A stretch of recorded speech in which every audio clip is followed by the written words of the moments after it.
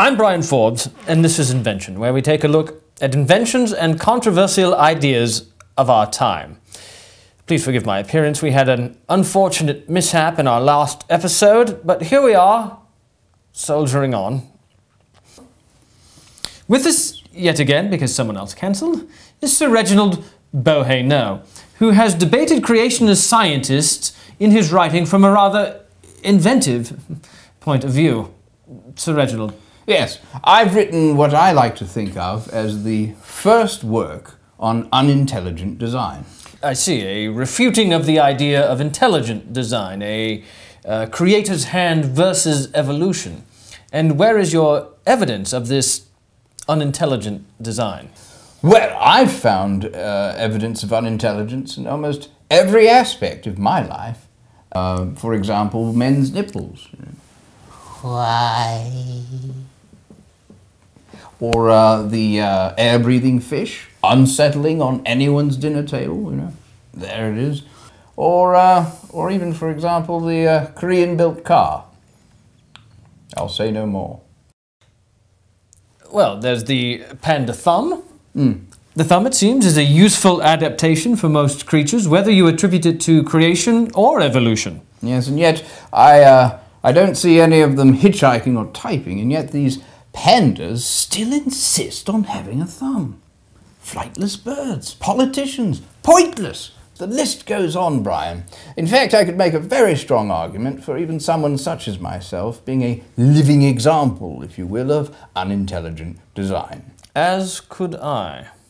Yes, but I don't think evolution is really trial and error or even a gradual process. I think it's much more of a retaining of mutations that work and a casting off of mutations that don't. And yet you keep being invited back on our show every week.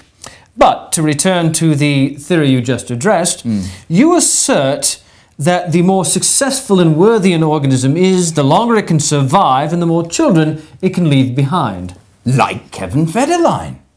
Yes, or K-Fed0, as we refer to him on the evolutionary timeline. Always stopping by the lab, always leaving a big cup of yum, and a whole bunch of them left behind. Good ones. It's all in my book, a collection of useless things that serve no purpose. Ah, there's the appendix. And mine is over 200 pages long. No, your organ. Brian, I told you don't mention my man junk in public. The organ in the body?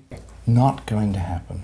So, Reginald, I'm talking about an internal organ, the appendix, it's vestigial? Yes. Functionless degenerate? Yes, I know what vestigial means. I'm talking about you useless degenerate moron! With your cockamamie ideas, your half-baked inventions, coming in here with bloody levitating dead bees! My arse! They're live bees with stingers!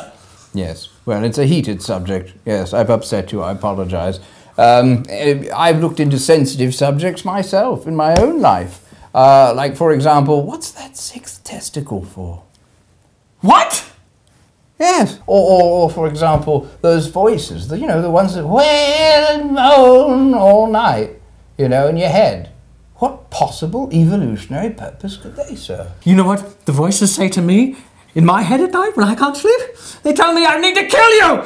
To stop your madness, to get you off my show! You drive me crazy! I hate you! Yes. I hate you! Yes, I understand. Are we still on the air? Are we still running? Irrefutable evidence of unintelligent design.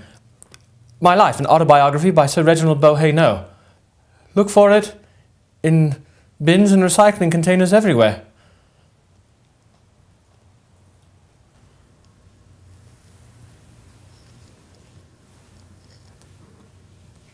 Yeah.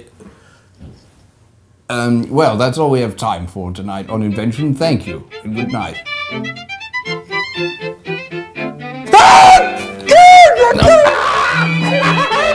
I must live to reproduce! I must live to reproduce!